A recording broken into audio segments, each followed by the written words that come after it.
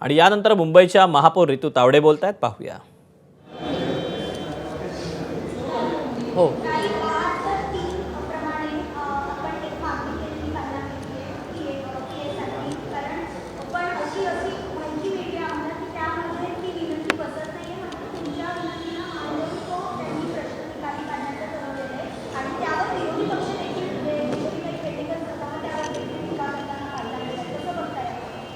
नाही, एक लक्षात घ्या, या ठिकाणी आपलं MS डिपार्टमेंट आहे.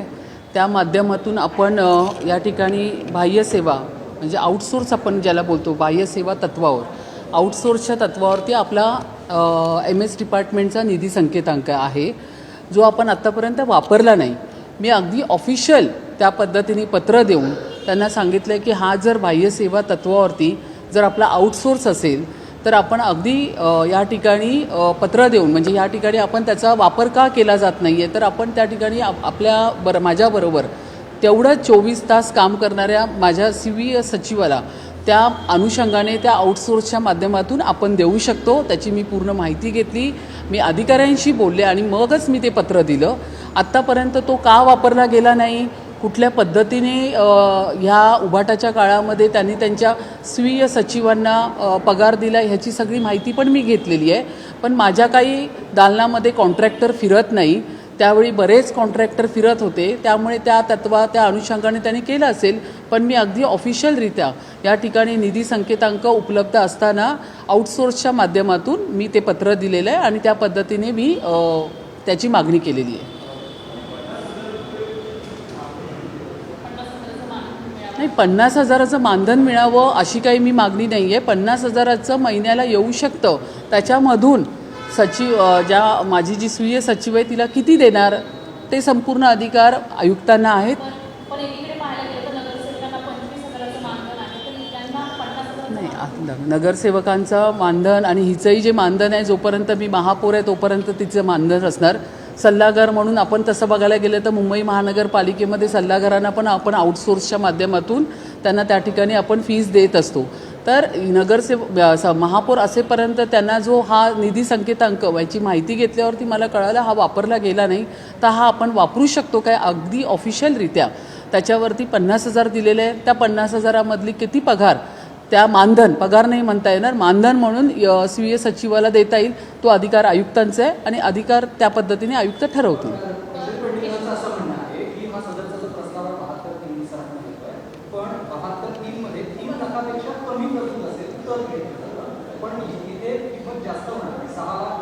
नाही, म्हणूनच मी तुम्हाला सांगितलं ह्याचा अधिकार आयुक्तांना आहे. जरी तो 50,000 दिला असेल तर 50,000 द्यावा, 40,000 द्यावा, 30,000 द्यावा की 25,000 द्यावा, तो आयुक्तांचा अधिकार आहे. एकदा तो ठराव पास झाल्यानंतर आयुक्त त्या बाबतीत ठरवतील.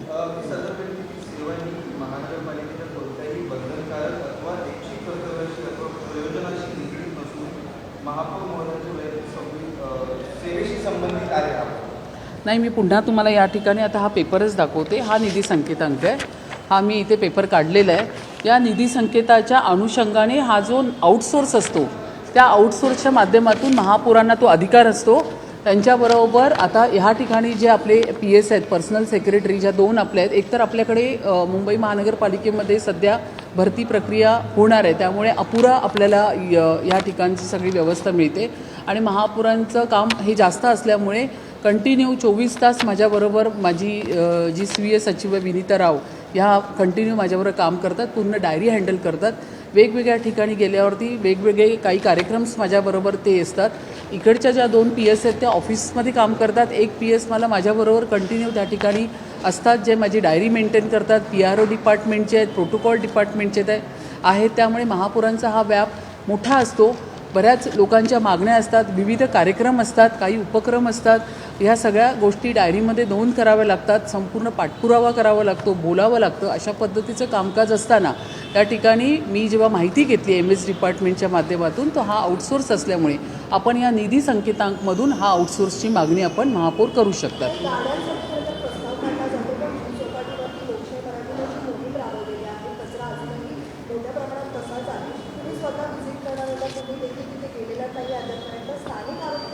तुम्हाला वेळ नाही आहे का, तुमचा वेळ दुसरीकडे तुम्ही वापरतात, असा देखील आता आरोप होत आहे. नाही, 24 तास मी माझ्या मुंबईकरांसाठी कंटिन्यू मी सेवेमध्येच आहेत.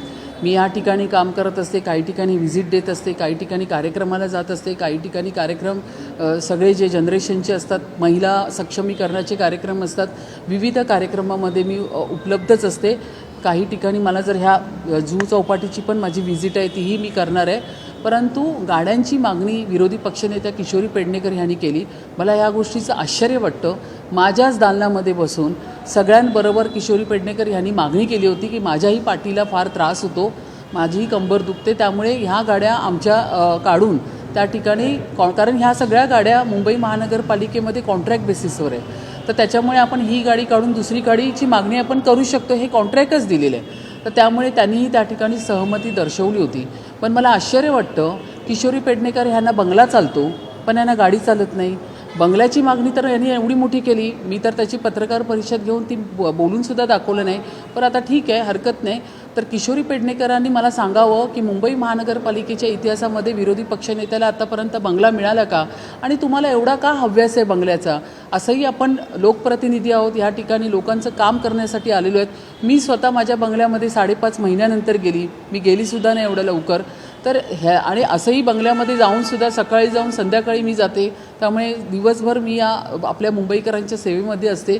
तर किशोरी पेडणेकरला माझाच आता हा प्रश्न आहे की तुम्हाला मुंबई महानगरपालिकेचा तुम्ही बंगला मागता, पण आज ह्या सर्व जे म्हणजे किशोरी पेडणेकर ह्यांनाही ती गाडी आहे आणि बाकीच्या सर्व कमिटी चेअरमॅनला पण ती गाडी आहे, आणि त्या गाडीच्या माध्यमातून अशी सगळ्यांची तक्रार होती की पाठीचा त्रास होतो आहे. त्याच्यातून ही गाडी देण्याच्या ऐवजी दुसरी गाडी द्यावी जी कॉन्ट्रॅक्ट्स पद्धतीमध्ये आहे पालिकेमध्ये.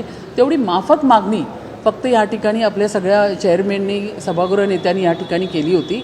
पण त्यांना बंगला चालतो पण महानगरपालिकेची गाडी चालत नाही.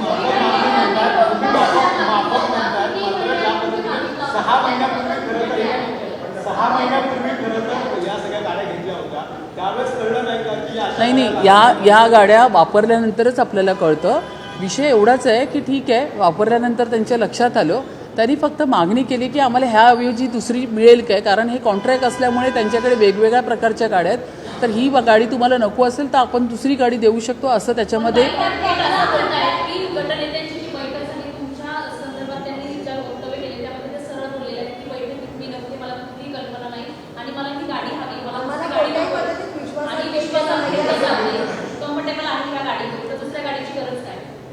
किशोरी पेडणेकर आता खोटं बोलायचं पण रेटून बोलायचं ही आपल्या मराठीतली एक म्हण आहे, आणि अगदी त्या म्हणीप्रमाणे त्या चालतात आहे. आता कसं आहे ना, ते आता विरोधी बाकांवरती जाऊन बसलेले आहेत. 25 वर्षाचा कारभार मुंबईकरांनी बघितलेला आहे, आणि त्यांचा हा कारभार अशा पद्धतीनेच चालू होता, म्हणून मुंबईकरांनी ह्या लोकांना विरोधी बाकावरती बसवलेलं आहे. तर विरोधी बाकावरती बसून फक्त विरोध करायचा. तुम्हाला आता ह्या माध्यमातून मी मागची पण आठवण करून देते. इतका मोठा आपण चेंबूरच्या घटनेवरती आपण त्याच्यावरती वक्तव्य करणार होतो, परंतु त्यांना एक साधा जो मी अर्जंट बिझनेस घेतला त्याच्यामध्ये भांडूपची स्मशानभूमी होती किंवा एक 6 मीटरची आरेल होती, त्याच्यावरती जर ही लोकं पोलिंग मागू शकतात. आता स्मशानभूमी ह्याच्यामध्ये त्यांना काय फायदा दिसतो मला माहीत नाही, पण स्मशानभूमीवरती पण ही लोकं पोलिंग मागतात आणि सभागृहाचा त्याग करतात. पण तेच चेंबूरची जी घटना झाली ज्यामध्ये त्या छोट्या बाळाचा त्या ठिकाणी